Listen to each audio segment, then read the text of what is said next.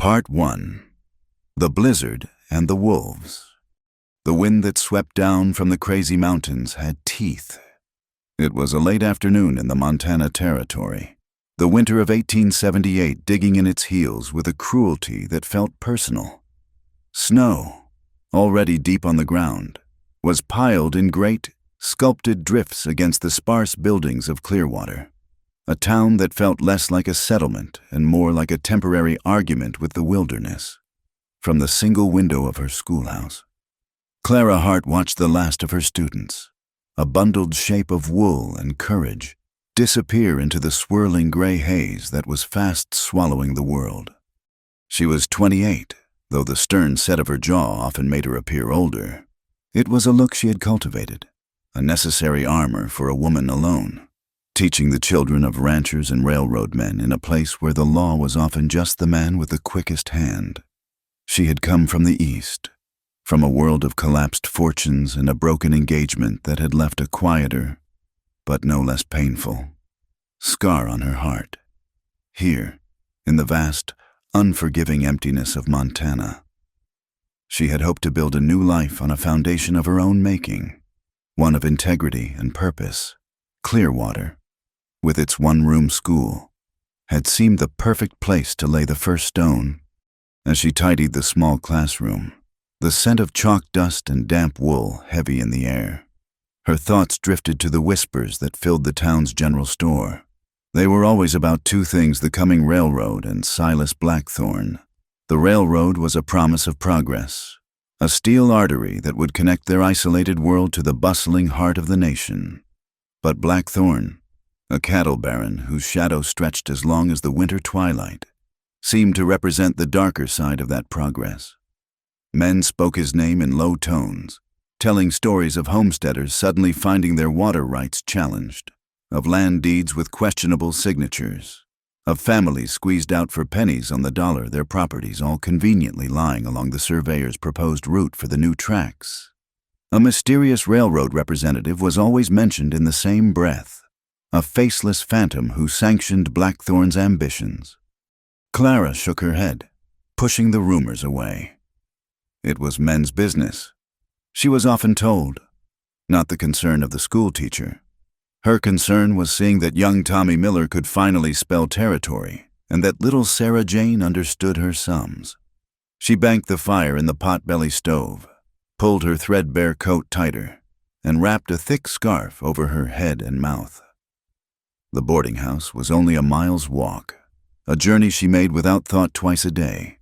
But today, the world outside the door was not the one she had entered that morning. The wind hit her with the force of a physical blow, stealing her breath and driving icy needles into any exposed patch of skin. The familiar path was gone, erased by a blinding whiteness.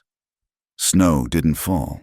It flew horizontally, a furious, churning river of white that turned the sky and the land into one indistinguishable, tumultuous void.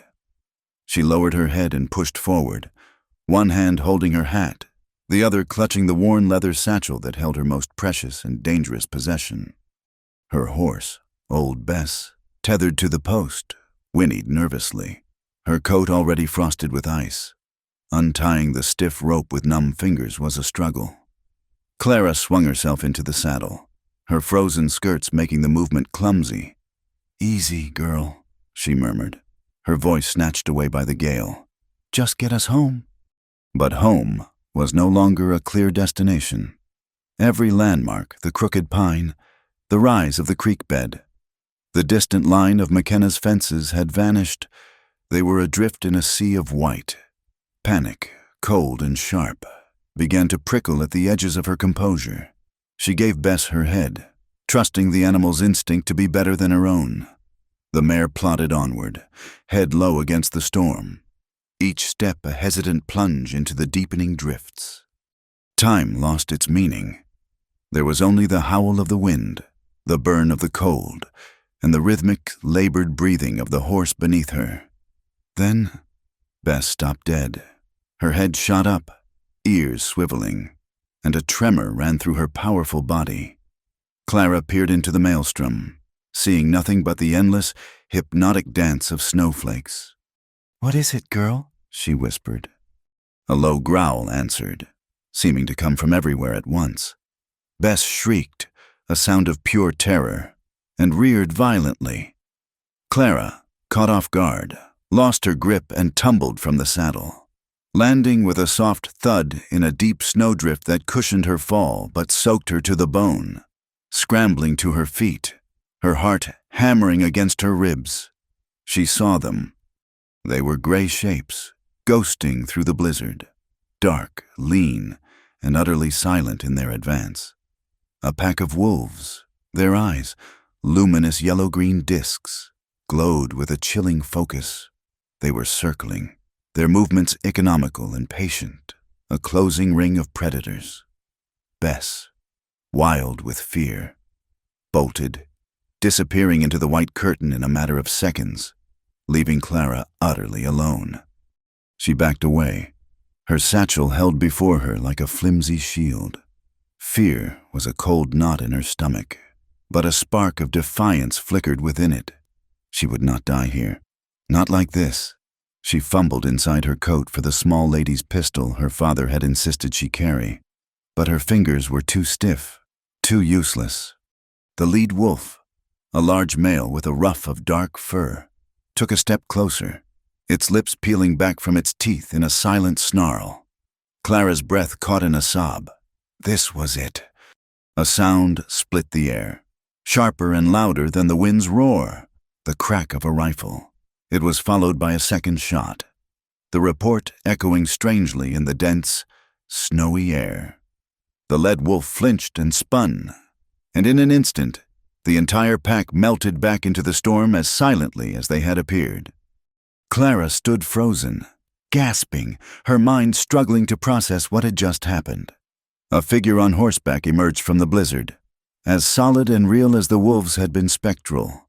The man was tall in the saddle, broad-shouldered, his face obscured by a low-brimmed hat caked with snow. He reined in his powerful black stallion a few feet away. "Ma'am," the voice was deep and calm, cutting through the chaos. "You all right?" She could only nod, words failing her. He dismounted in one fluid motion, his movements economical and sure. That was a close thing. "This is no weather to be out." He strode past her, his gaze scanning the area where the wolves had vanished. When he turned back, she could see his face more clearly. It was a hard face, carved by sun and wind, with intelligent gray eyes that missed nothing. A thick, dark mustache framed a firm mouth.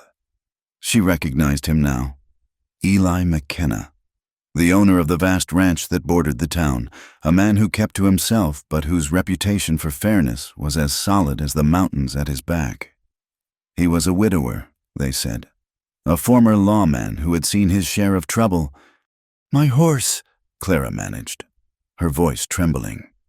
"She'll likely head for the nearest shelter, probably my own stables," he said, his gaze taking in her soaked clothing and the pale shock on her face.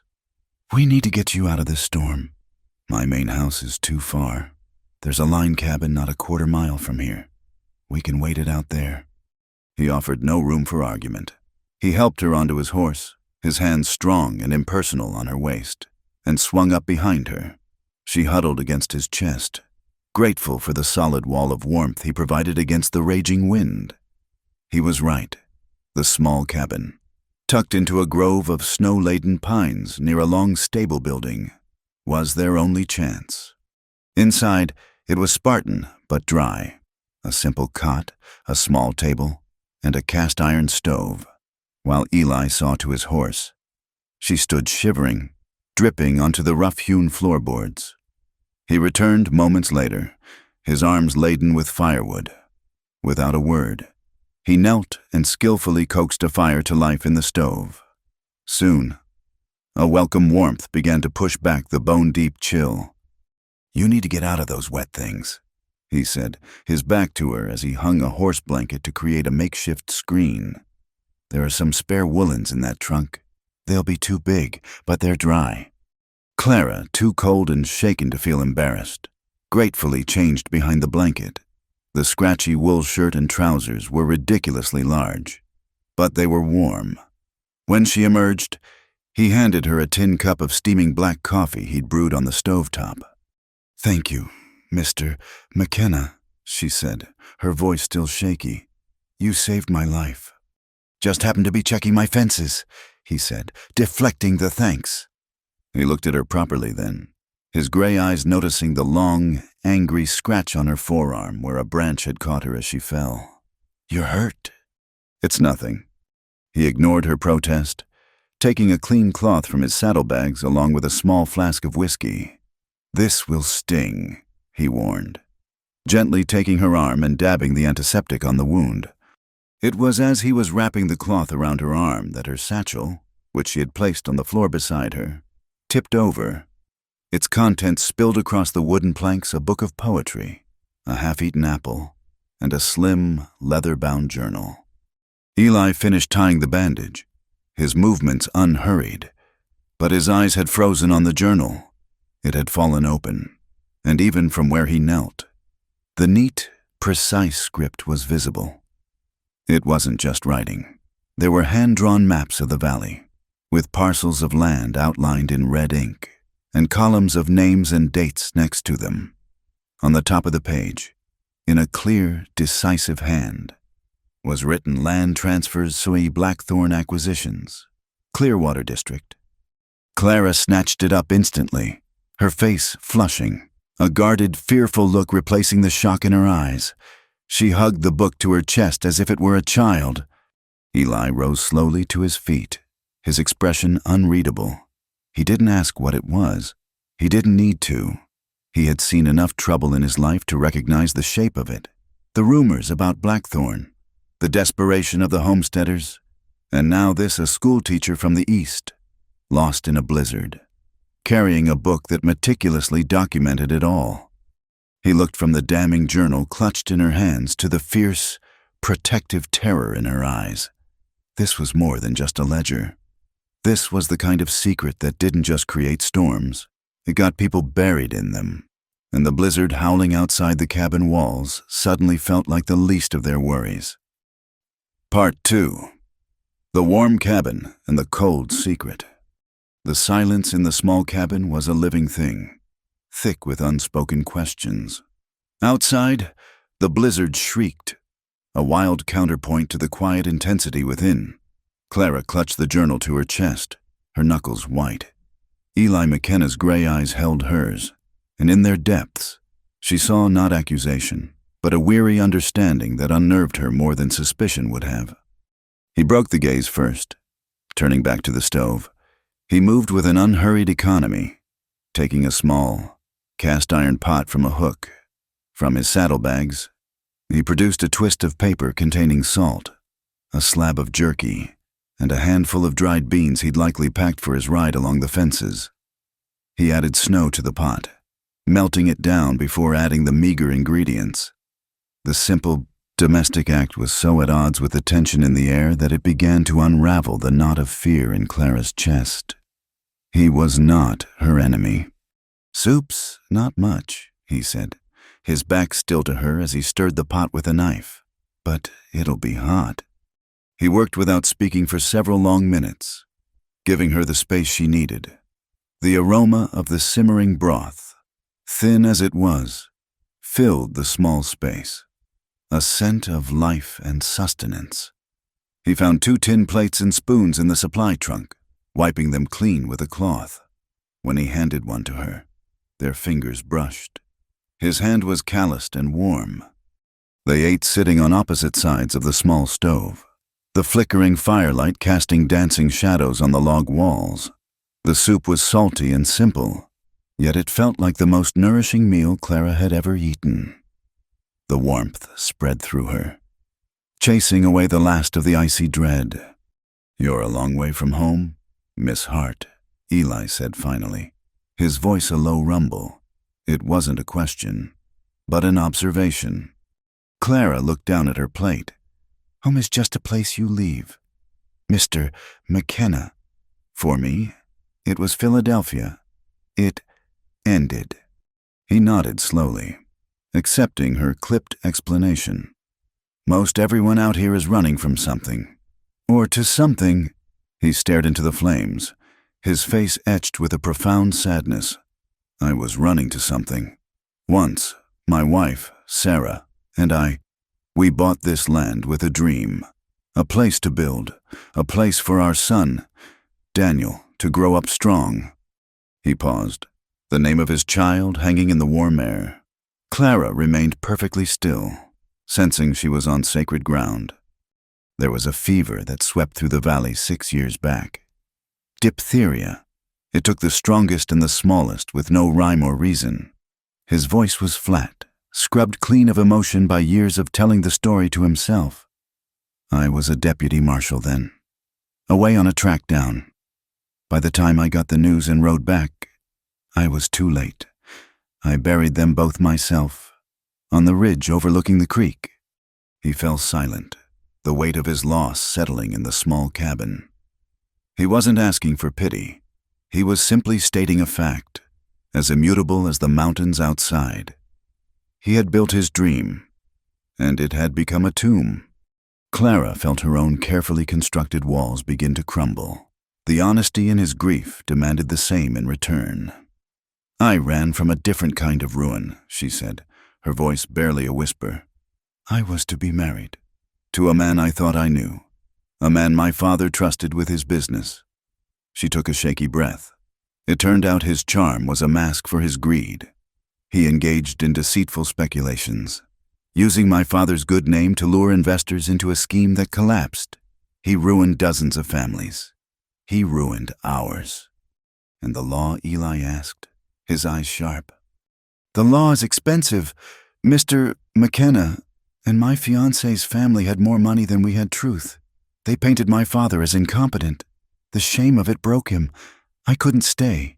I couldn't breathe the same air as a man who had built his fortune on the misery of others. So I came west. I thought, out here, a person's character might matter more than their name. Her confession connected the dots for him. He looked from her earnest, tired face to the journal now resting on the table beside her.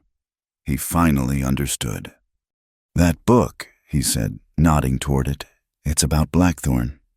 Clara met his gaze. The last of her defensiveness gone, replaced by a shared purpose. It belonged to Mr. Abernathy, the schoolmaster before me. He passed last winter. He was a good man, a quiet man. He helped the homesteaders with their legal papers. He started noticing things, discrepancies, threats, men being forced to sell for prices that were nothing short of theft. She pushed the journal toward him. He started keeping a record. It's all in there. Mr. McKenna. Names, dates, sworn statements from farmers who were too scared to speak up. He found evidence that Silas Blackthorn has someone inside the Territorial Land Office. Deeds are being altered. Claims are being lost. And worse. She hesitated, her voice dropping. There's a name that appears again and again, signing off on the foreclosures when homesteaders mysteriously default on loans they never knew they had. County Judge Miller. Eli's jaw tightened. The corruption wasn't just a rancher bullying his neighbors. It was rooted in the very structure of the law he had once sworn to uphold. It explained Blackthorn's impunity, his brazen confidence. He didn't just have muscle, he had the law in his pocket. Abernathy was trying to get this to the territorial governor. Clara continued, he wrote a letter, but I believe he fell ill before he could ever send it. I found the journal among his school supplies when I took over. At first, I was afraid, but then I read the stories of the families he recorded, and I couldn't let it be for nothing. As she finished speaking, a new sound intruded on the storm. It was faint at first, nearly lost in the wind, but sharp, the agitated barking of dogs from the direction of the main ranch house. Eli was on his feet in an instant, his body language shifting from that of a grieving widower to a vigilant lawman. He moved to the single window, pressing himself flat against the wall and peering through a small gap in the rough curtains he had fashioned from the horse blanket. What is it? Clara whispered, joining him. Stay back from the light, he ordered softly. He blew out the small oil lamp, plunging the cabin into near darkness, save for the orange glow of the stove's grate. He watched for a full minute before speaking. "Riders. 3 of them. They're not coming here. They're following the fence line." Clara's blood ran cold. "Who are they?" "Blackthorn's men," he said, his voice grim. "The rifle shots. They'd have heard them, or one of their patrols found the wolf tracks scattered by gunfire. They're checking to see who's firing guns on the edge of their boss's new acquisitions." She watched the distant, bobbing lights of their lanterns through the window. They were like malevolent spirits patrolling a haunted land. The danger was no longer an abstract entry in a dead man's journal. It was out there, breathing the same frozen air, carrying guns and ill intent. After a few tense moments, the lights moved on, continuing their patrol and eventually disappearing behind a snowy ridge. Eli turned from the window, his face a mask of stone in the firelight. The sanctuary of the cabin suddenly felt fragile, a thin wooden shell against a world of predators far more dangerous than wolves. "They won't find anything tonight," he said, "but they know someone was here. They'll be watching." He looked at her, and his decision was absolute. You can't go back to town. The boarding house is the first place they'd look for a stranger who might have seen them. It isn't safe. "But the school, the children." "The children will be fine for a day or two. Your safety is the priority now. You'll stay here, at the ranch. I'll tell my foreman you're the cousin of a friend, stranded by the storm. No one will question it." He picked up the journal, its leather cover seeming to absorb the faint light. He held it not as a collection of pages, but as a weapon. "You were right to protect this, Miss Hart," he said, "but a weapon is useless if you don't know how to wield it." He met her eyes. A spark of the old deputy marshal rekindled in their depths. "Tomorrow, when the storm breaks, you'll stay put. I'm riding into Clearwater.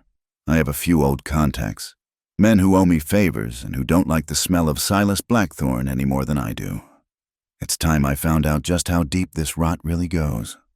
Part 3, Invisible Chains. The world after the blizzard was pristine and silent, draped in a blanket of blinding white. As Eli saddled his stallion in the cold, sharp air of the new morning, a fragile trust had formed between him and Clara. It was a bond forged in shared danger and cemented by the quiet confessions of the night before. He left her with a simple instruction for his foreman, Jebediah, a gruff, silver-haired man whose eyes held a deep loyalty. "This is Miss Hart. She's a friend, caught in the storm. See, she has everything she needs." Clara refused to be a passive guest. As Eli rode toward Clearwater, a lone, dark figure against the snow, she set about making herself useful. The main ranch house, though solidly built, bore the hallmarks of a place without a woman's touch for many years. It was clean but austere, more of a barracks than a home. Clara, with a quiet determination, began to change that. She found the ranch ledgers in Eli's office, disorganized and neglected, and spent a day putting them into a coherent order that even Jebediah had to admit was an improvement. Her greatest discovery, however, was the children. 3 of Eli's ranch hands had families living in small cabins on the property. Their children, 5 in total, were bright and curious, but too far from town to attend school regularly. Seeing them, Clara felt her purpose reignite. Within 2 days, she had turned a corner of the grand, underused dining room into a classroom. The scrape of chalk on a slate and the sound of young voices reciting their letters filled the quiet house, a melody of life that had been absent for 6 long years. When Eli returned from town after his first foray, exhausted and grim, it was this sound that greeted him. He stood in the doorway, unseen, and watched as Clara patiently guided a small boy's hand to form the letter B. For a moment, the ghost of his own son, Daniel, flickered in his vision, a painful, yet not entirely unwelcome. Ache settled in his chest. Her presence was breathing life back into the hollow spaces of his home, and he was startled to realize how much he needed it. She didn't confine her efforts to the house. Seeing Jebediah struggling with planning the spring planting, she spent an afternoon with him, using her neat hand and a surprising grasp of agriculture to draw up colored charts for crop rotation and pasture management. Jebediah, a man not given to praise, studied the charts with a grunt of approval. Got a good head on your shoulders, ma'am, not just for books. The evenings became their time. Over simple dinners, Eli would share what he had learned in town. His old contacts confirmed his fears. Blackthorn's reach was long, his influence like a creeping rot. He had installed his own men in key positions, and Judge Miller was known to be a frequent guest at his poker games. The railroad, they said, wasn't just coming.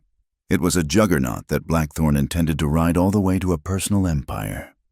A week after the storm, news came that the town council was holding a public meeting. A Mr. Davies, the official representative of the Union Pacific Railroad, was to present a formal proposal for the route through Clearwater. "You should be there," Eli said to Clara that evening. "You need to see them, to hear the words they used to dress up their theft." The meeting was held in the town's only saloon, the air thick with the smell of sawdust, stale beer, and nervous sweat. Silas Blackthorn sat at a front table, a large, imposing man with the easy confidence of someone who believes the world is his for the taking. Beside him was the railroad man, Davies, a slick, well-dressed figure from the east, and a hard-faced man with cold, watchful eyes whom Eli identified in a low voice as Holt, Blackthorn's foreman and enforcer. Davies spoke of progress, of jobs, of a golden future for Clearwater. Then, a rancher known to be in Blackthorn's pocket stood up and asked about the labor. "I hear tell you'll be bringing in Chinese crews," he said, his voice laced with disdain. "We don't want their kind here. They're not clean. They'll bring trouble." A murmur of agreement rippled through the room. Clara felt a familiar sickness rise in her throat. It was the language of prejudice, a tool to divide and conquer. Eli, seeing her expression, gave a slight nod of encouragement. When Davies had finished his presentation, Eli stood. "Mr. Davies," he said, his voice carrying easily through the room, "your proposal seems to benefit a very small number of landowners far more than the rest of this valley. Miss Hart has a question on that point." All eyes turned to Clara. A man on the council scoffed. "With all due respect, McKenna, this is men's business. What's the school teacher got to say about railroad contracts?" Clara rose, her heart pounding, but her voice was steady. "Only this, Mr. Henderson, progress that is not built on a foundation of justice for everyone is not progress at all. It is merely a changing of the guard. You speak of the prosperity the railroad will bring, but what of the prosperity it takes away from the families who are being forced from their land?" She looked directly at the councilman who had maligned the immigrant workers. And a community is not measured by the fences it builds to keep people out, but by the strength of the school and the church it builds to welcome them in. A fair wage and a safe home for any man willing to work, regardless of where he comes from, is the only way to build a future worth having. Her words, delivered with a quiet, unshakable conviction, hung in the air. She hadn't shouted or accused. She had simply spoken the truth. She saw nods of agreement from several homesteaders who had been silent until now. Blackthorn's face was unreadable, but the look Holt gave her was one of pure venom. She was no longer just a nuisance. She had become a voice, and he knew voices could be dangerous. The danger came 3 nights later. A fierce wind had picked up, rattling the windows of the ranch house. Eli was in the barn with Jebediah, checking on a sick mare. Clara was in his office, the precious journal open on the desk, by the flickering light of an oil lamp. She was painstakingly copying the most damning piece of evidence, a forged deed transferring the Miller family's homestead to one of Blackthorn's holding companies. A sudden shout from outside shattered the night's calm. "Fire!" Clara's head snapped up. Through the office window, she saw a terrifying orange glow. She rushed to the door and was met with a scene from a nightmare, a long stack of hayricks. The ranch's entire winter feed for the cattle was ablaze. The strong wind was fanning the flames into a roaring wall of fire, carrying sparks and embers directly toward the main stables. Men were shouting, running from the bunkhouse with buckets. Eli and Jebediah emerged from the stables, their faces illuminated by the inferno. The horses, Eli yelled, his voice cutting through the din. "Get 'em out, Jeb! Start a fire break!" The scene was controlled chaos. Men worked desperately, soaking blankets and beating at the spreading ground fire while Eli and Jebediah ran into the smoke-filled stables, emerging moments later leading strings of terrified, whinnying horses to the safety of a far corral. In the midst of the panic, a cold dread seized Clara. The office, the open window, the wind, the lamp, and the journal. She ran back inside, just as she burst through the door. A savage gust of wind slammed through the open window, shattering the glass pane.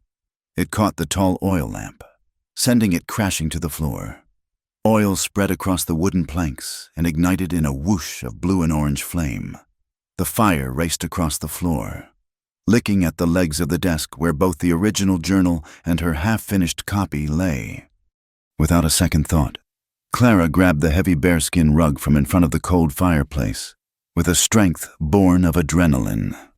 She threw it over the flames, smothering them. The room filled with acrid smoke, but the fire was out. She coughed, her eyes streaming, and scrambled to the desk. The journal was safe. The copied deed she had been working on was singed black along the edges, but the vital information was still legible. She had saved it. By the time the men brought the blaze outside under control, a third of the winter feed was gone. The stables were saved, the animals unharmed. But the message was clear. It was an attack, a warning written in fire and ash. The next morning, the ranch was a scene of sooty devastation. As Clara helped hand out coffee to the exhausted ranch hands, young Peter, one of her pupils, came running toward her from the direction of the main road. His father had ridden into town to fetch a doctor for one of the men who had suffered burns. Miss Hart, the boy panted, holding out a folded piece of paper. I went by the schoolhouse to see if it was all right. This was tucked in the door. Clara took the note, her hands trembling slightly as she unfolded it. The words were written in crude, blocky letters, pressed hard into the cheap paper. "Leave the book, if you want a school left to teach in." The threat was no longer a shadow lurking in the night. It was personal, aimed directly at her heart, at the one thing she had traveled 1,000 miles to build. They were trying to put her in chains, not of iron, but of fear. Part 4. Scars and Vows. The crude lettering on the note seemed to burn itself into Clara's memory. It was not the threat of violence that chilled her most, but the insidious nature of the attack, targeting the very heart of her purpose. She held the paper in a hand that was still steady, a calm clarity settling over her initial shock. Running from Philadelphia had taught her a bitter lesson. Flight did not solve problems. It only postponed them. To run now would be to admit that a bully's scrawled note held more power than her conviction. She found Eli by the burned-out hayricks, his face grim as he surveyed the damage. He looked up as she approached, his eyes immediately registering the tension in her posture. She simply handed him the note. He read it, and a muscle in his jaw clenched. A storm gathered in his gray eyes, the familiar, haunted look of a man bracing for loss. "That settles it," he said, his voice low and hard. "I'm taking you to Fort Benton myself. You can catch a stagecoach east from there. Blackthorn can have this damned land, but he won't have you." His words, meant to protect, struck her like a physical blow. It was the confirmation of her deepest fear she was a burden, a danger to him and his home. The fire, the threats, it was all because of her. The shame she felt was a cold, coiling thing in her gut. "So I am to run again?" she asked, her voice trembling not with fear, but with a burgeoning anger. "Is that your answer to everything, mister?" McKenna. To cede the field to men like him. My answer, he retorted, stepping closer, his protective instinct overriding all else, is to not stand by and watch another person I care for be destroyed by this place. I buried my wife and son on that ridge. Miss Hart, I will not bury you here too. The raw pain in his voice silenced her anger.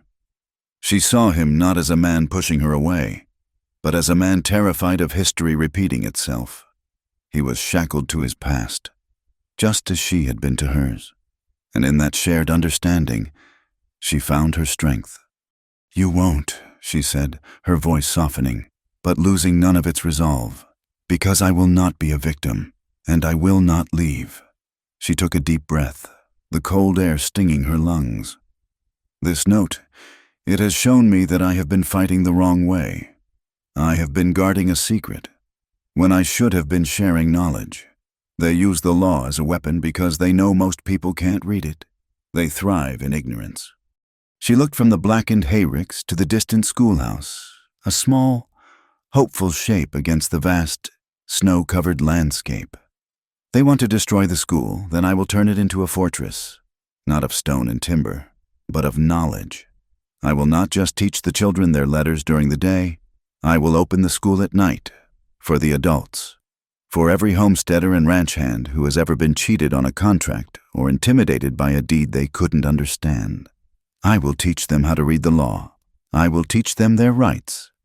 Eli stared at her, the ferocity of her conviction a palpable force. She was not a damsel to be rescued. She was a general drawing a new battle plan. He saw the flicker of fire that had brought them together reflected in her eyes, not as a destructive force, but as a purifying flame. The fear of loss was still there, a cold knot in his soul, but for the first time in 6 years, it was challenged by a stronger emotion, a fierce, protective pride. The shackles of his past felt a little looser. You do that, he said, his voice thick with an emotion he couldn't name, and Blackthorn will see it as a declaration of war. It has always been a war, she replied simply. I was just a non-combatant, until now. A slow smile touched the corners of Eli's mouth, the first genuine smile she had ever seen from him. It transformed his harsh features, revealing the man he might have been before grief had carved its lines upon his face. All right, General Hart, he said, if you're making a stand, you won't do it alone. His gaze became practical, strategic. A fortress needs guards. From now on, 2 of my most trusted men will be posted at the school, day and night. It will need supplies, firewood, lamps, coffee. I will provide them. And the people will need to feel safe coming to you. My name still carries some weight in this valley. I will let it be known that the Clearwater School and its teacher are under the protection of this ranch. It was a vow, a formal enlistment. He was no longer just sheltering her. He was standing with her, shoulder to shoulder. Later that evening, in the quiet of his office, they sat across from each other, planning. The shared purpose created a new kind of intimacy between them, more profound than a touch. As she spoke, outlining a curriculum of property law and civil rights, he noticed a smudge of soot on her cheek, a remnant of the fire. Without thinking, he reached out, his thumb gently brushing it away. The touch was brief, feather-light, but it sent a current of warmth through her that had nothing to do with the fireplace. Her breath hitched, and she met his gaze. In his eyes, she saw a depth of feeling that mirrored the growing ache in her own heart. He pulled his hand back as if burned, a flicker of his old fear returning. She was afraid of being a burden. He was terrified of the hope she represented. Clara, sensing his retreat, simply gave him a small, understanding smile and continued, her voice a little softer than before. They were 2 scarred people, learning to navigate a fragile new territory, one small, hesitant gesture at a time. The first night of the adult class was a testament to both their fears and their hopes. A dozen men and 2 women came, their faces etched with suspicion and the weariness of hard lives. They shuffled into the schoolhouse, sitting awkwardly on the benches built for their children. Eli stood by the door, a silent, formidable sentinel, his presence a clear statement. Clara began simply, not with law books, but with their own stories. She asked one man, a German immigrant named Schmidt, about the contract he'd signed with Blackthorn for grazing rights. As he spoke, she wrote the key terms on the slate: exclusive access, water appropriation, right of first refusal. She explained what each phrase meant, how the elegant legal language was a cage. She saw the light of understanding dawn in Mr. Schmidt's eyes. It was a small victory, but it was a start. By the end of the night, the suspicious silence had been replaced by a low hum of questions, of shared grievances, of nascent hope. The classes continued for 2 weeks. Attendance grew. The schoolhouse at night, its windows glowing warmly in the darkness, became a beacon. It was exactly as Clara had intended, a fortress of knowledge, and it did not go unnoticed. The blow fell on a Tuesday evening, just as the class was beginning. The door swung open to reveal Deputy Miller, the judge's nephew, a young man who wore his authority like an ill-fitting coat. He didn't enter, but with a hammer he carried, he nailed a piece of paper to the schoolhouse door. "By order of County Judge Miller," he announced, his voice straining for an authority it didn't possess, "this school is hereby closed until further notice. This assembly is deemed unlawful and an incitement to public disorder. All persons are ordered to disperse immediately." The people in the room froze. This was not the act of a bully like Holt. This was the law itself, turned against them. The color drained from Clara's face. They had come for her fortress. Eli stepped forward, his hand resting near the Colt on his hip. "On what grounds?" "Deputy." "The grounds are on the paper. McKenna," the deputy stammered. "Intimidated by Eli's presence, I'm just delivering the order. Defy it, and you'll be answering to the judge. With that," he turned and scurried away into the night. The homesteaders looked at Clara, their newfound hope crumbling into fear. The fight was over. You couldn't fight a judge, one by one. They silently filed out, heads bowed, leaving Clara and Eli alone in the suddenly empty room. The silence was deafening. The official notice, nailed to her door, was a symbol of her defeat. Later that night, back in Eli's office, the mood was somber. The legal order was a wall they couldn't seem to get around. Clara sat at the desk, the firelight catching the weary lines on her face. Defeated. She opened the original journal, its familiar pages a small comfort. She ran her fingers over Mr. Abernathy's neat script, then picked up the singed deed she had saved from the fire, the proof of the Miller family's stolen homestead. She had to find something, some mistake, some loophole. She held the singed document next to a legitimate tax receipt Eli had from the county office. She compared the signatures, the wording. Everything seemed perfect, too perfect. Her eyes narrowed, focusing on the embossed seal at the bottom of the forged deed. It was the official seal of the Montana Territorial County Court. She looked at the seal on Eli's tax receipt. They were identical, not similar, not a close copy. They were precisely, mathematically, identical. She noticed a tiny, almost invisible imperfection in the seal on the tax receipt, a microscopic scratch near the eagle's wing. She held the lamp closer to the forged deed. The same scratch was there. Her breath caught. A forger, even a brilliant one, would create a new stamp. They wouldn't be able to replicate a flaw with such microscopic precision. There was only one way for that identical, flawed impression to exist on a forged document. It hadn't been made with a counterfeit stamp. It had been made with the real one. She looked up at Eli, her eyes wide with the terrifying implication. "Eli," she whispered, her voice trembling with the magnitude of her discovery. "The forgery. It wasn't done by some back-alley swindler." She pointed to the seal. "It was done inside the courthouse. This document was stamped with Judge Miller's own official seal." Part 5. Where the Snow Falls Silent. The discovery of the seal was a key turning a locked door.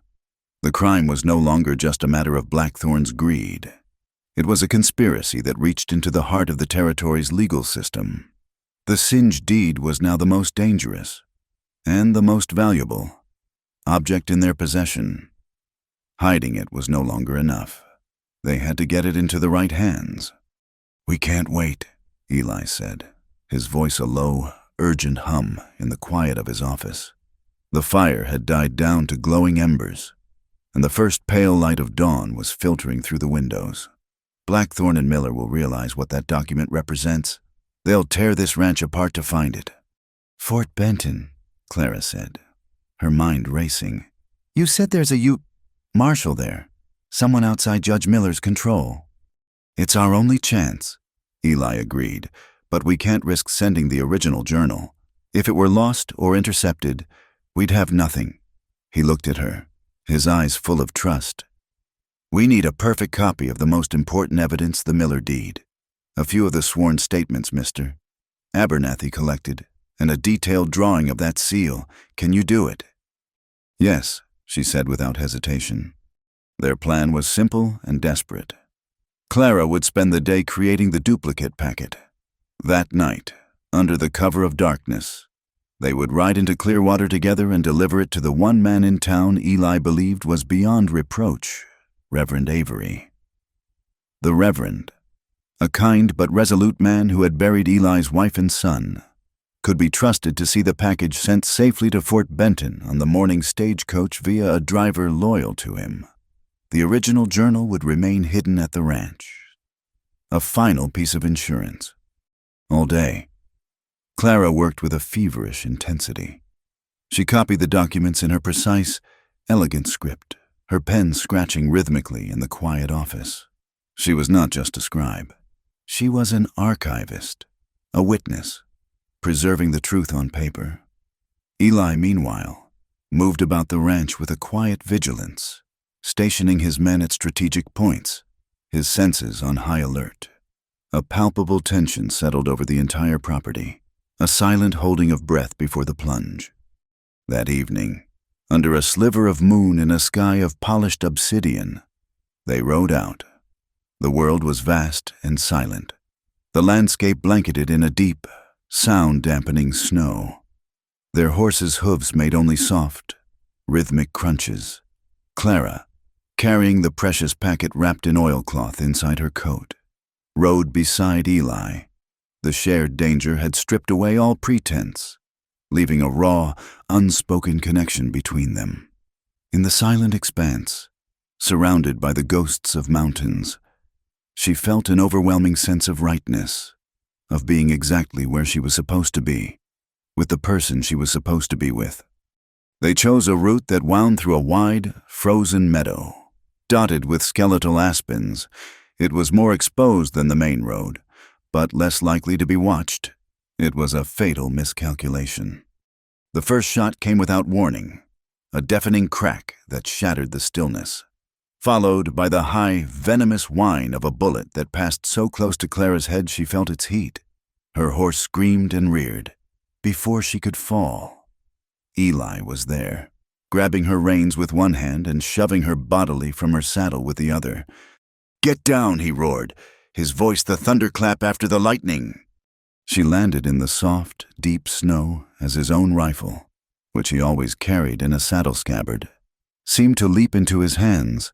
Muzzle flashes erupted from the dark line of trees at the edge of the meadow. An ambush!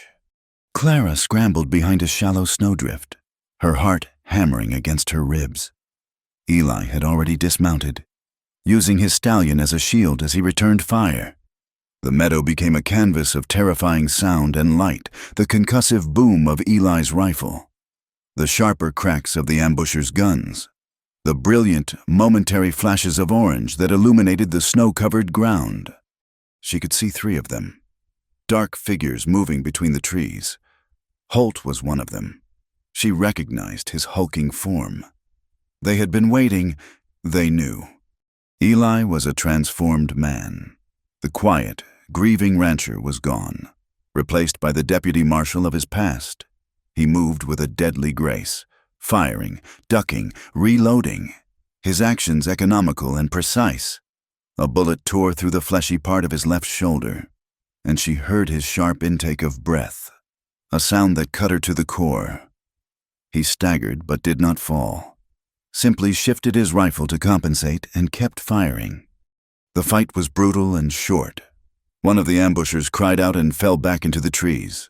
The other, seeing his partner down, lost his nerve and fled. Only Holt remained, trading shots with Eli in a deadly duel across the snowy ground. But Holt was an enforcer, not a gunfighter. Eli's discipline and experience were superior. He fired a shot that struck the stock of Holt's rifle, sending splinters flying and tearing the weapon from his grasp. Disarmed and defeated, Holt melted back into the shadows of the forest, but his voice, full of hate, carried across the silent meadow. "This isn't over. McKenna, you can't hide behind her forever. The boss will come for you himself. He'll finish this." And then he was gone. The silence that descended was more profound and terrifying than the noise had been. The only sound was the heavy, pained breathing of Eli McKenna. Clara rushed to his side. "Eli, you're hurt." The front of his coat was dark and wet with blood. "It's just a scratch," he grunted, but she could see the pain etched on his face, pale in the moonlight. The adrenaline was fading, and the cold reality of the wound was setting in. The journey back to the ranch was a slow, agonizing ordeal. He leaned heavily against her, his strength failing, while she guided his horse. They left the packet for the Reverend. The mission was too important. They would have to try again. Back in the warm sanctuary of the main house, she helped him into a chair by the hearth. The rest of the ranch was asleep, unaware of the life and death struggle that had just taken place. In the quiet intimacy of the firelit room, the world shrank to just the two of them. She gently cut away the fabric of his shirt, her hands surprisingly steady. The bullet had passed clean through the muscle of his shoulder, a painful, bloody wound, but not a fatal one. As she cleaned it with whiskey and bandages, just as he had done for her on that first night, their roles were reversed. He watched her, his face a mask of pain and something else, something softer. When she was done, she knelt before him, her hands still resting on his arm. The firelight played on her face, illuminating the tear tracks she hadn't realized were there, the terror of almost losing him. The man who had become her anchor in this wild land washed over her in a powerful wave. "I thought," she began, her voice choked with emotion, "I thought they had killed you." He reached up with his good hand, his fingers tracing the line of her jaw. His touch was hesitant, yet full of a desperate tenderness. "Clara," he whispered, his voice hoarse. It was the first time he had used her given name. "I told you, I'm not letting him have you." The space between them vanished. All the unspoken words, the shared glances, the quiet fears and burgeoning hopes, culminated in that moment. She leaned into his touch, her forehead resting against his.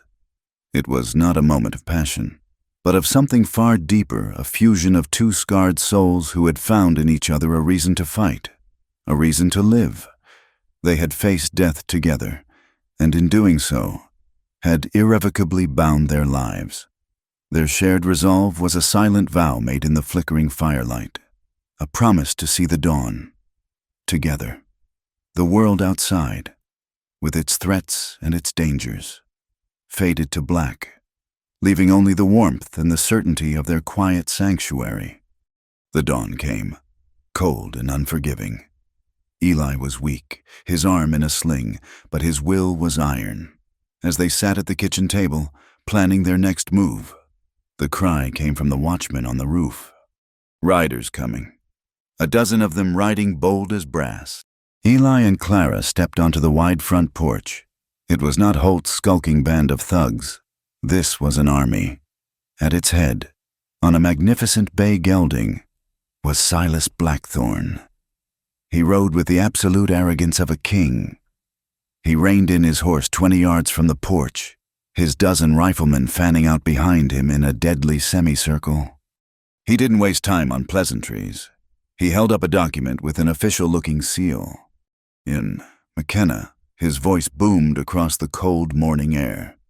"This is a warrant of commission from the Union Pacific Railroad, granting me authority to acquire all properties along the designated survey line. You've been a thorn in my side long enough." He dismounted, striding forward and throwing a leather satchel onto the porch steps. It landed with a heavy clink of coins. "That's my final offer for this ranch. It's more than fair. Sign the deed." Eli stood, his good hand resting on the porch railing, his face impassive. "And if I don't?" Blackthorn smiled, a chilling, predatory expression. "Then I will exercise the authority granted to me by the forces of progress."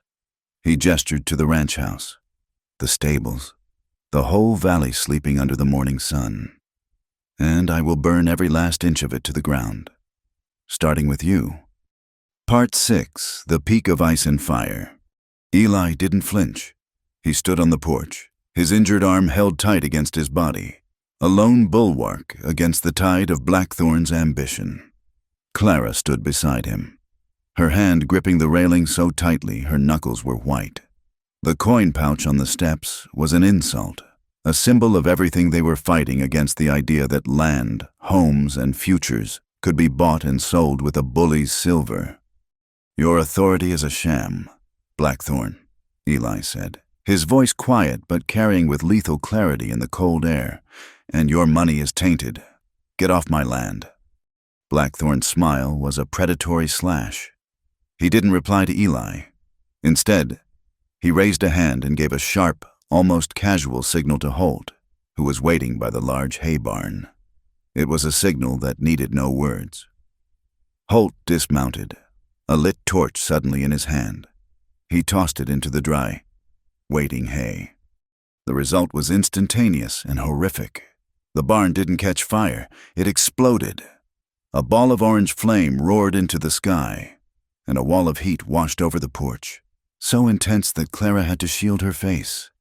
The wind, which had been a constant, biting presence, now became their enemy.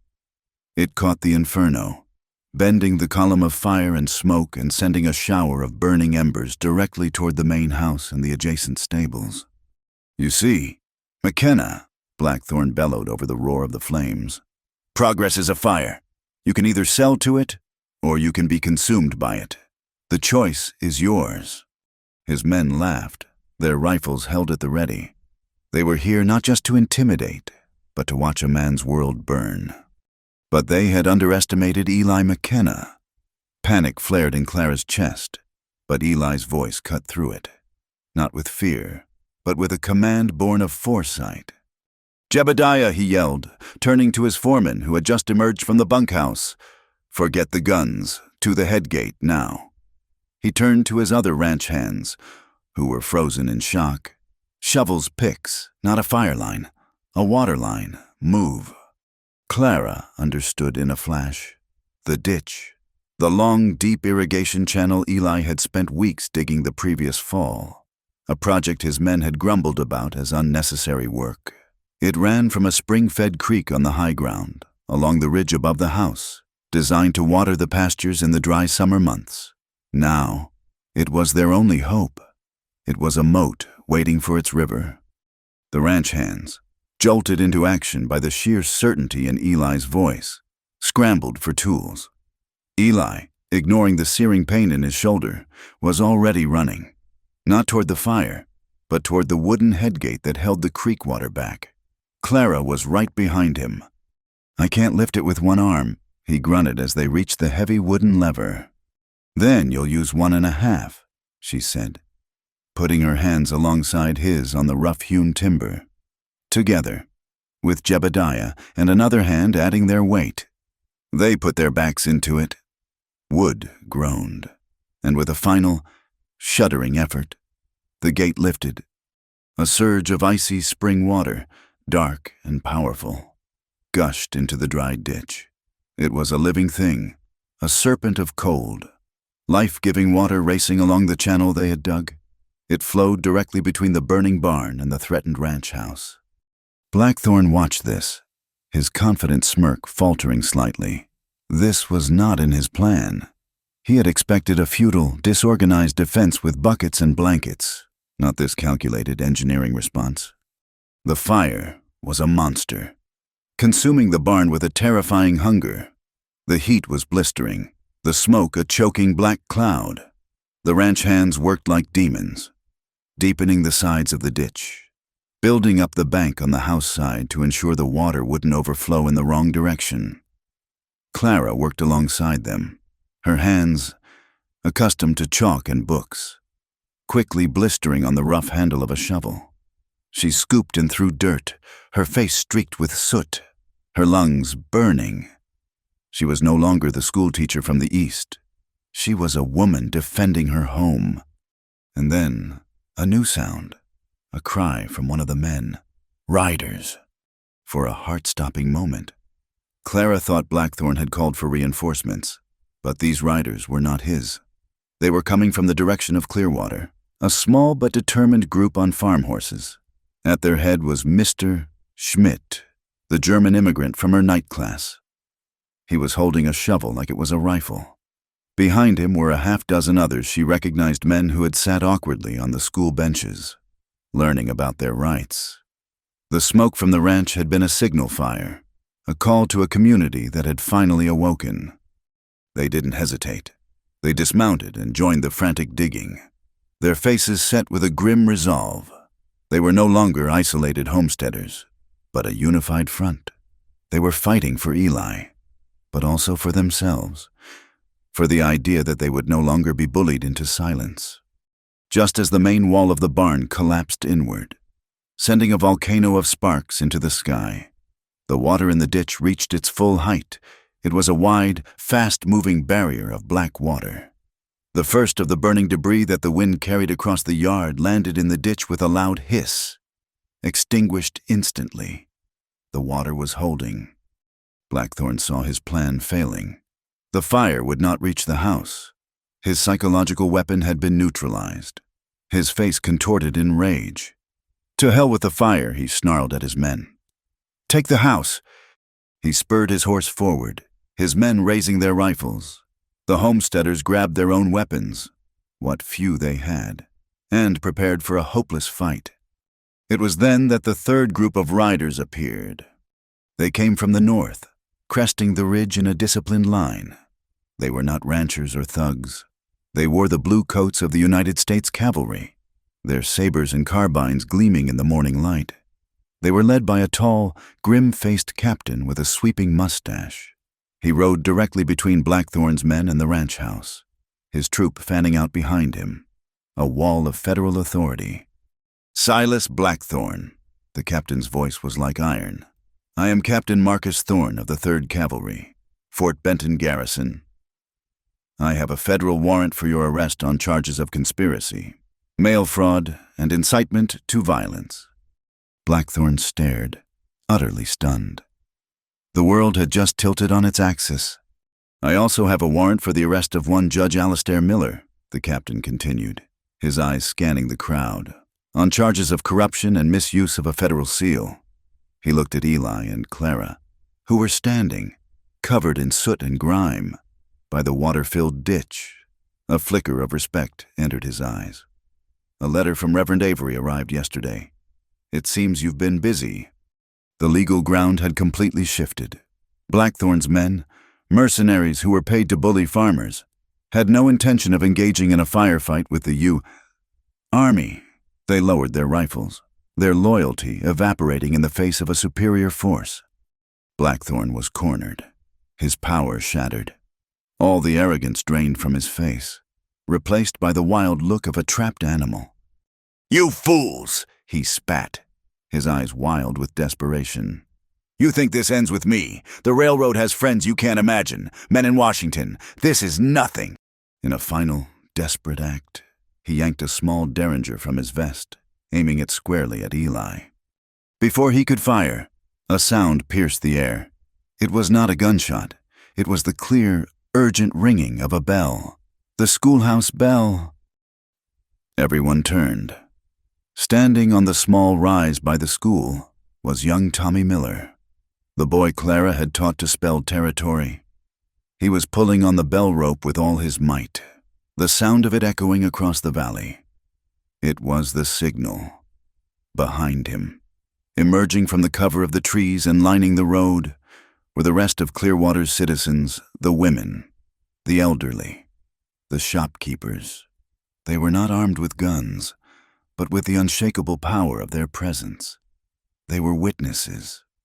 Blackthorn froze, the pistol in his hand.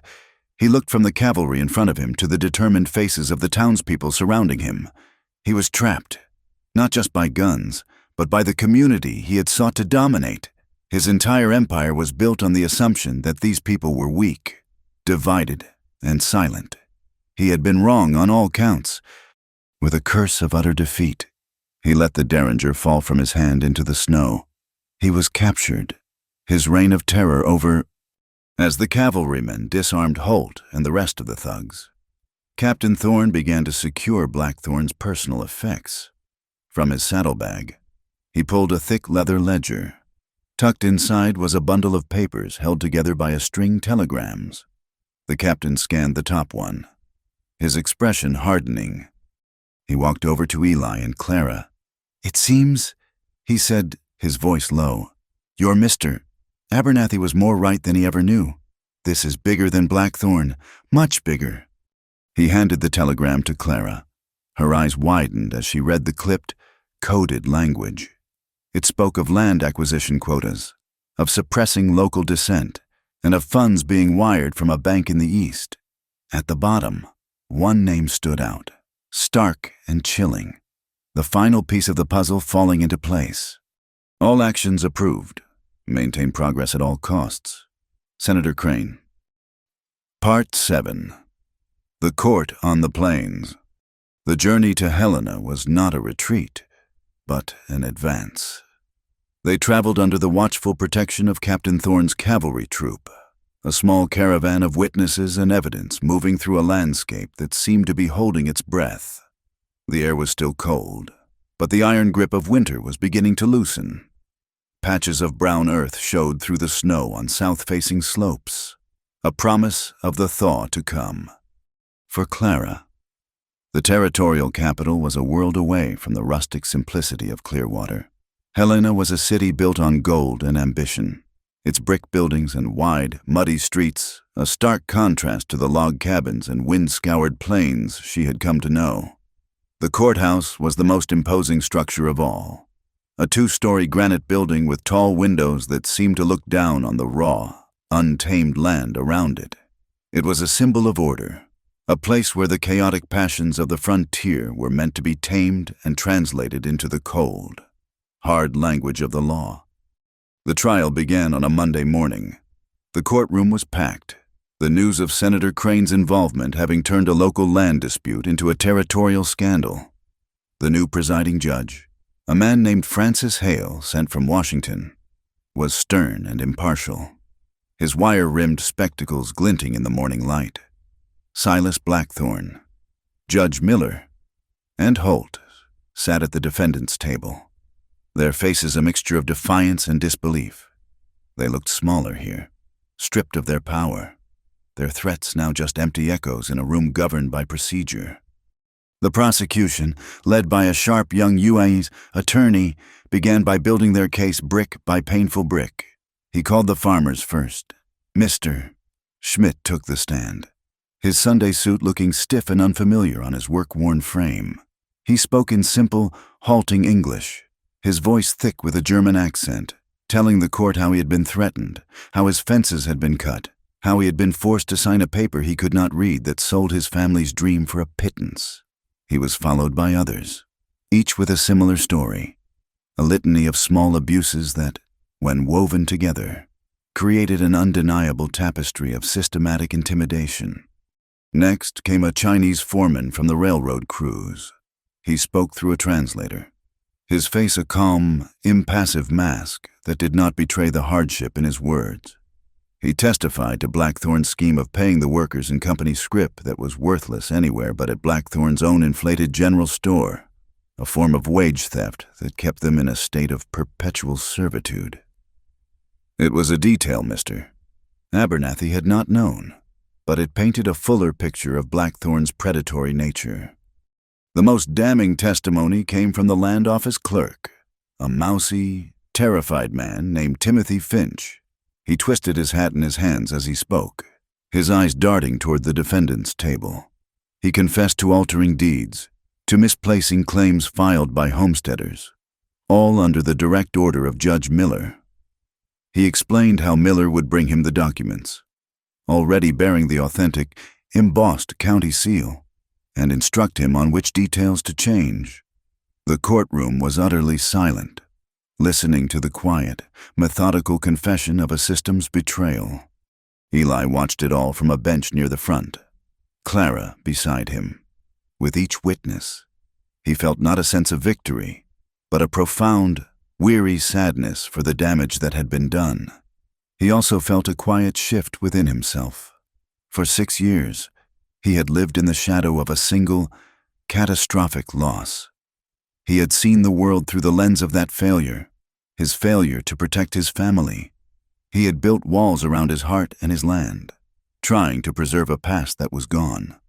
But watching Clara, he saw a different path. She had not built walls. She had opened a door.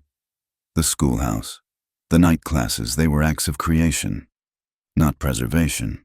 She had faced down threats not with a gun, but with a piece of chalk and a belief in the power of shared knowledge.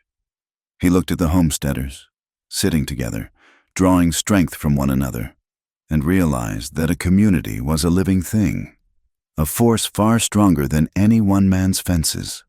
His duty had not been to lock himself away with his grief, but to rejoin the world, to help build something new from the ashes. In protecting Clara, he had begun to save himself. When it was his turn to testify, he walked to the stand with a steady gait. His injured arm was still in a sling, a visible testament to the violence they had endured. He spoke simply and without emotion, a lawman giving a report. He detailed the ambush in the snow, the deliberate arson of his hay barn, and Blackthorn's final, brazen threat on the porch of his home. He did not embellish or speculate. He just stated the facts, and their stark truth was more powerful than any impassioned speech. Then, Clara was called. She walked to the witness stand, holding Mr. Abernathy's journal. She was not the frightened woman who had stumbled out of a blizzard. She was poised and confident, her voice clear and resonant in the quiet room. She did not simply give her account. She taught. She opened the journal and laid it before the judge. "Your Honor," she began, "this is a record of a crime, but more than that, it is a record of a community's hope and how that hope was systematically dismantled." With methodical precision, she guided the court through the evidence. She showed them the forged Miller deed, placing it beside a legitimate document and using a magnifying glass to point out the identical, microscopic flaw in the county seal. She explained the legal terminology used in the fraudulent contracts, translating the convoluted language into plain English that everyone could understand. She connected the dots between the intimidation of the farmers, the corruption in the land office, and the telegrams that proved it was all sanctioned by a powerful man in the East. She was not just a victim or a witness. She was the architect of the prosecution. She had taken the disparate pieces of a complex conspiracy and assembled them into an undeniable structure of guilt. As she spoke, she realized the full meaning of her own journey.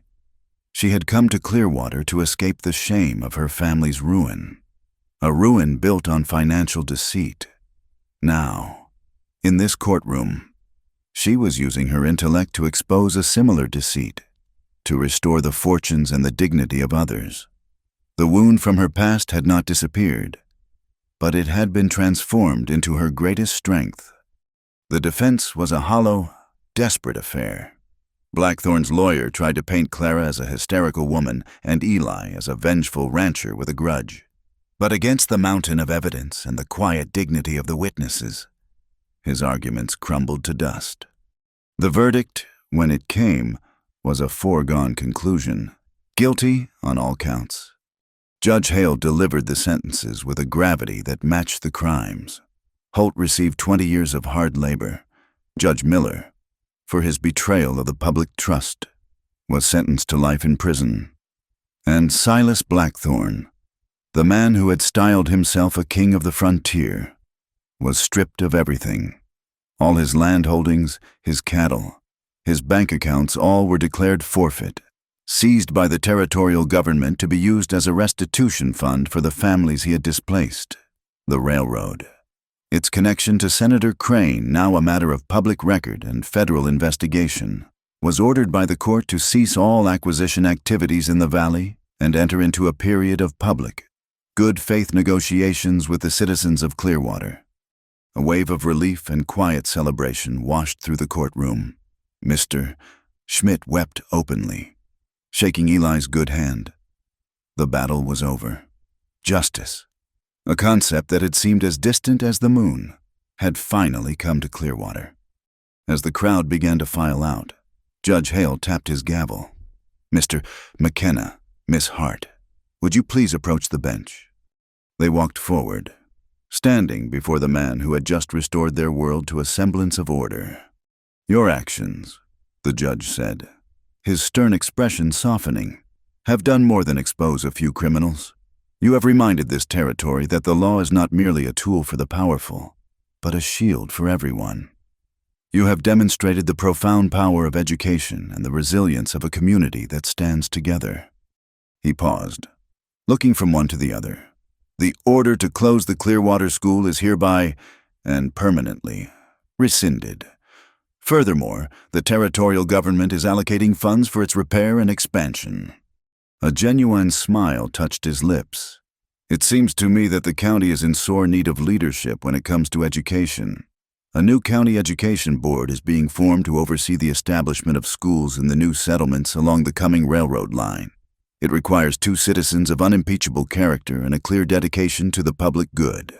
I would like to formally offer both of you positions on that board." Part 8. The Spring Opens. The spring that followed the trial was not a gentle awakening, but a powerful, surging declaration of life.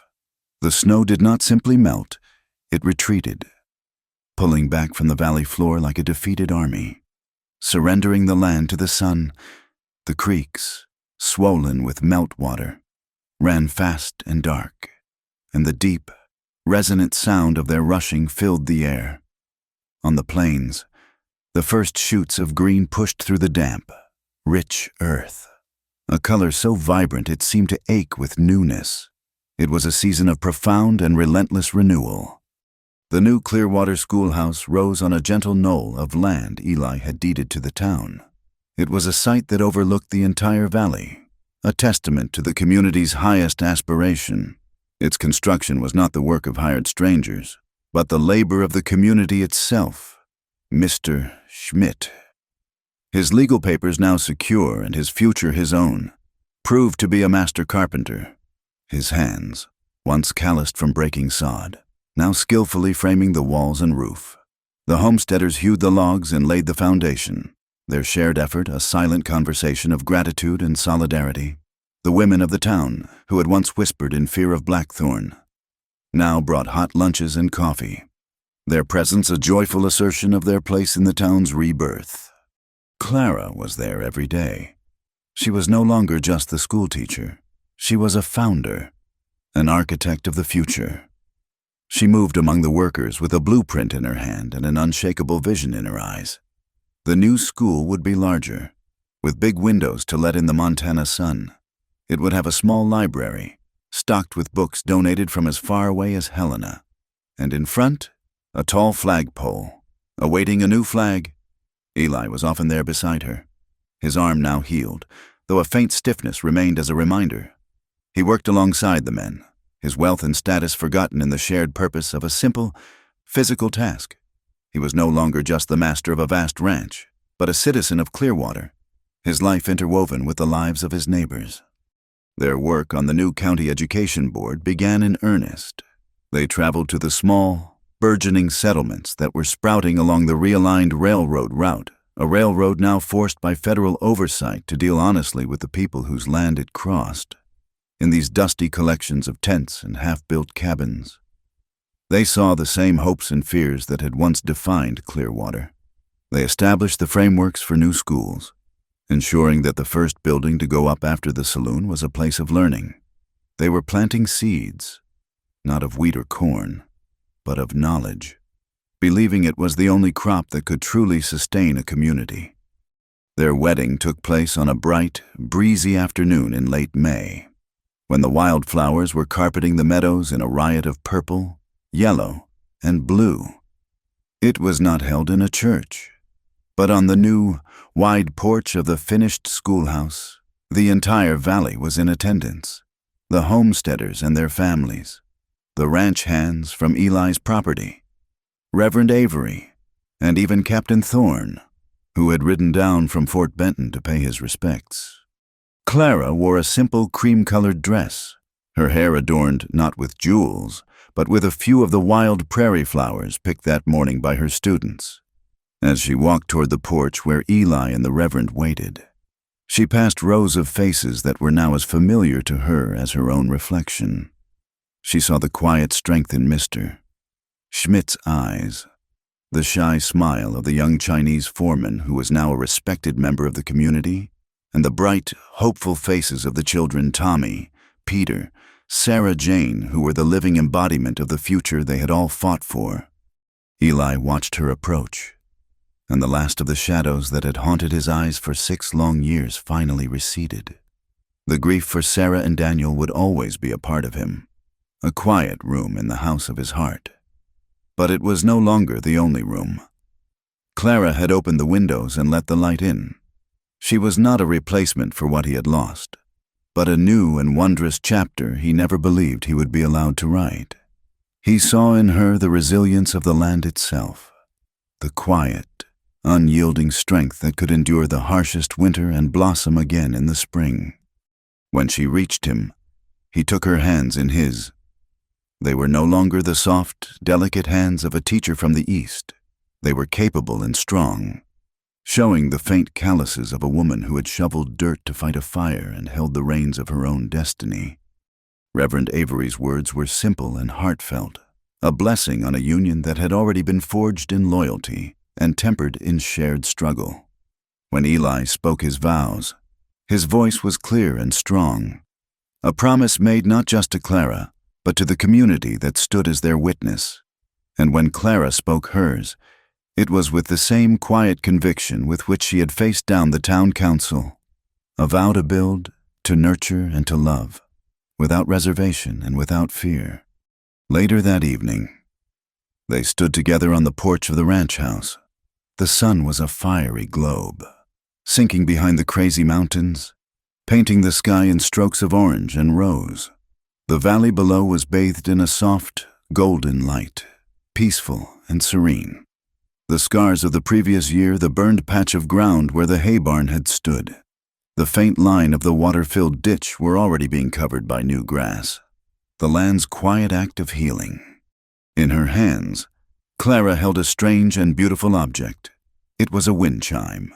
It was made of a dozen brass bullet casings, salvaged from the snowy meadow and the final confrontation on the ranch. She had spent hours polishing them until they shone like gold in the twilight. She had strung them with fine leather cord to a weathered piece of aspen wood. Eli watched as she hung the chime from a hook on the porch eaves. A gentle breeze, carrying the scent of pine and damp earth, drifted up from the valley. The polished casings touched, and a sound filled the quiet air. It was not a harsh, metallic clatter, but a soft, unexpectedly sweet series of notes, a gentle, melodic tune that seemed to speak of peace. Eli came to stand behind her, resting his hands on her shoulders, his chin resting lightly on her hair. They stood in comfortable silence for a long moment, listening to the chime's song, watching the last of the light fade from the sky. "It's beautiful," he said, his voice a low murmur against her ear. "I wanted to make something," she said softly, leaning back against the solid warmth of his chest. "To remember what this piece cost us, but to make sure the memory was gentle." "You've made more than that, Clara," he said, his arms wrapping around her. "You've made a home." They stood there as the first stars pricked the deep velvet of the sky. Two people who had found each other in a storm and built a future in its aftermath. Their personal story had become inextricably woven into the story of the valley itself, a tale that would be told and retold by the fire on long winter nights, passed down from parents to children, becoming a part of the land's enduring memory. It was a story of how a community had found its courage, of how justice had come to the plains on the back of a teacher's conviction and a rancher's integrity. And at the heart of it all was a simple, quiet truth that would become the valley's founding legend. The story of how the wealthy rancher saved the schoolteacher from the wolves, how in his cabin he sheltered her, and how he married her and loved her forever. Thank you so much for listening to our story tonight. We'd love to know where you're tuning in from, so please leave a comment below and let's share our thoughts together. If you enjoyed this tale, please subscribe to our channel, Wild West Night. Give this video a like and support us by hitting that hype button to help this story be heard by more people.